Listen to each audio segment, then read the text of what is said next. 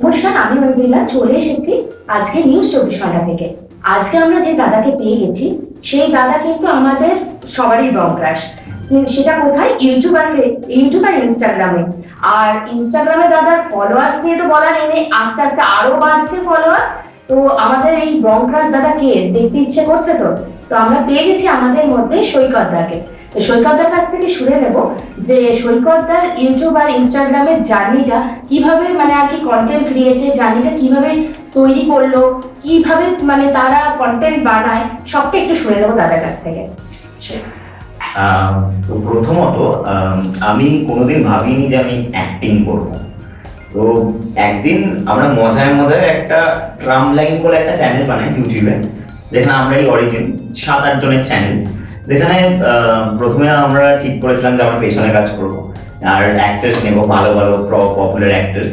কিন্তু সেই সময় বাজেটের অনেক ইস্যু ছিল, সত্যি কথা বলতে তো হয়নি সেটা। তো বললো তুই একটা কাজ কর, তুই সামনে কাজ কর। আমি বললাম কেন? বলতে তুই ভালো কাঁদতে পারিস, তাই তুই সামনে কাজ কর। তো আমি বললাম ঠিকই আছে, বাজেটের ইস্যু আছে, আমার কাজ করার ইচ্ছা আছে, তো করেই ফেলি। তো ওইটাকে না মানুষ অনেক ভালোবাসা দেয়। সেই সময় 1 মিলিয়ন একটা ইউটিউবে বড় ভিডিও দেওয়া মানে ইটস ভেরি বিগ ডিল। তো সেই সময় চলে গেছিল ওটা। তো তারপরে আমার ইচ্ছে হলো ঠিক আছে, আমাকে লোক খাচ্ছে, তো আমি কেন দেবো না তাদের। তো তারপরে আমরা একটা মিউজিক ভিডিও করি, একটা ট্রামলাইন দিয়ে একটা মিউজিক ভিডিও করি, যেটা ওই শর্ট ফিল্মটার মিউজিক ভিডিও ছিল ওটা। তারপরে অমিতার সাথে কাজ করলাম, ওটাও গেল। তো তারপর আমি ডিসাইড করলাম না, হওয়ার আছে তো অ্যাক্টরই হওয়ার আছে, আমি অ্যাক্টরই হবো, ঠিক আছে। তো এখন পর্যন্ত অ্যাক্টরের এও আমি ঠিকভাবে বুঝি না, সত্যি কথা বলতে। আর এখন শিখছি, প্রত্যেক দিন শিখছি। আর এই যে কন্টেন্ট ক্রিয়েটিং আর ইউটিউবের লাইনটা না, এটা আমার কাছে খুবই নতুন। আমি বলতে 7-8 মাস চালু করেছি। একদিন মুকুলের সাথে দেখা হলো, বললো কর ভাই কর, তবে করতে হবে, করলে দেখ হেভি, মানে ইনকাম ফিনকামের কথা ভাবিস না, কিন্তু হেভি একটা পপুলারিটি পাবে, একটা ফেস পাবে। না, আমি চাই না, আমি চাই যে মানুষ একটু অ্যাক্টিংটা দেখুক। কারণ সেই সময় দাঁড়িয়ে না মিউজিক ভিডিও বা ওয়েব সিরিজ এইটা একটু কমে গেছিল মনে হয় বাংলা ক্রিয়েটারদের মধ্যে, আর অত বেশি জোর দিচ্ছিল না কেউ। তো তখন আমি ভাবলাম যদি কন্টেন্ট ক্রিয়েটিং মানুষ দেখে বা একটা কন্টেন্ট বানাচ্ছে, সেটা অনেক মানুষের কাছে যাচ্ছে, সেইটার দ্বারা যদি আমি আমার অ্যাক্টিংটাকে দেখাতে পারি, তাহলে সেটাও অনেক বড় ব্যাপার।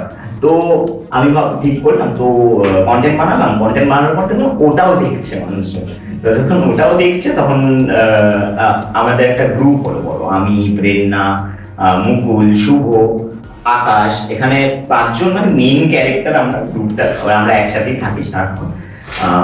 অমিতেশ অবভিয়াসলি, কারণ ওকে একদমই বলা যাবে না, ও আমাদের ক্যামেরা ধরে। তো সিনেমাটোগ্রাফার ভাই কিছু মনে করিস না, আমি সরি বলে ফেলেছি। তো ওই করে করেই এখন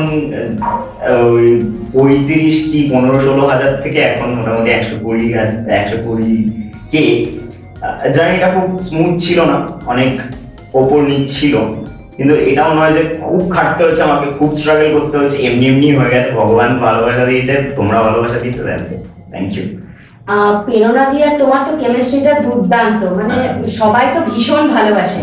তো তোমরা মানে একসাথে মিলিত হলে কি করে, মানে তোমাদের কি বন্ধু গ্রুপ?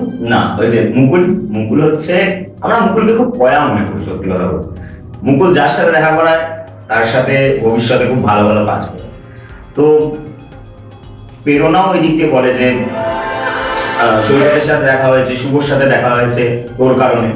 আর মুকুলও মাঝখানে মাঝখানে একটু আলাদা হয়ে গেছিল, কারণ ওরও একটু কাজে চাপে পড়ে, কারণ ওর না মিউজিক ভিডিও অনেক বেশি করে, তো ওর একটু চাপে পড়ে যায় মাঝে মাঝে। তারপর আবার একসাথে ওই যে গ্রুপে যা ঝামেলা হয় মাঝে মাঝে হয়, তারপর আবার এখন একসাথে সবাই মিলে। তো আমরা খুব মুকুলকে পয়া মনে করি এই কারণে, আর এই কারণেই আমরা একসাথে এখন সবাই। একটা দিদি নাম্বার 1-এর শুটিং এ আমরা দেখেছিলাম যে বলছে তুমি ঘাটে যেতে খুব পছন্দ করো, ঘাটে শুট করতে মানে খুবই পছন্দ করো, তো সেটা নিয়ে বলো, মানে কেন ঘাট এত ফেভারিট কেন? দেখো, আমি সেই সময় করতাম, আর দিদি নাম্বার 1-এ সেই এপিসোডটা করার পর আমি আর কোনোদিন ঘাটে যাইনি শুট করতে। কারণ ওটার পরে না মানে অনেক অনেক কমেন্টস এসছে কি করতে যাও ঘাটে। এবার তোমরা জানো কেন কমেন্টস গুলো আসছে।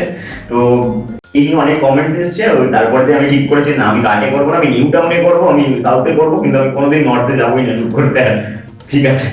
তুমি যে ইউটিউব জার্নিটা শুরু করেছিলে ইউটিউব আর ইনস্টাগ্রামে, তো এখানে কি বাড়ির পুরো সাপোর্ট পেয়েছো? হ্যাঁ, বাড়ির সাপোর্ট প্রথম থেকেই ছিল। আমার কোনোদিন বারণ ছিল না, কিন্তু এইটাই ছিল যে তুই যা করবি কর, তার সাথে একটা কাজও কর। তো আমি এখনো করছি, আমি অ্যামাজনে কাজ করি, ওটার সাথে সাথে এটা করছি, মানে ওটার শিফট শেষ হলে এখানে ঢুকে যাচ্ছি, এখান থেকে কাজ করে তারপর বাড়িতে গিয়ে ঘুমানো, তারপর আবার শিফট, এরকম।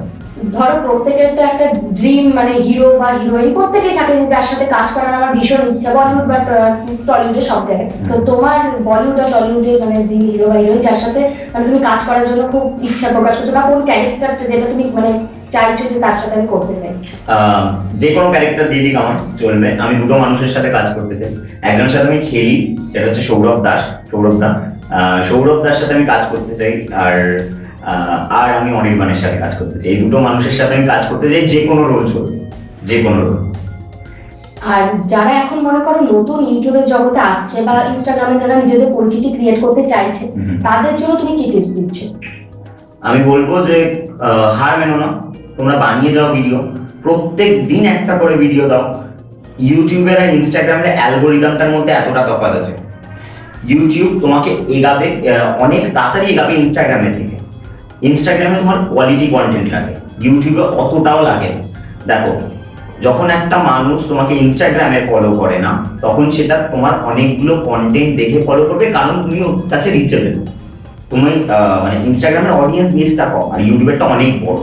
তো কি করে মানুষ, যখন ইউটিউবে তোমাকে কেউ ফলো করবে না, তখন জানে যে ওকে আমি পরের বার নাও দেখতে পারি, কারণ এতজন আছে, তো তোমাকে ফলো করে দেয় ফার্স্ট প্রেফারেন্স। কিন্তু ইনস্টাগ্রামে সেটা করে না। ইনস্টাগ্রামে ভাবে যে এইটুখানি তো কমিউনিটি, যদি একটু সময় দেখি না ভালো করছে কিনা, করলে করবো ফলো।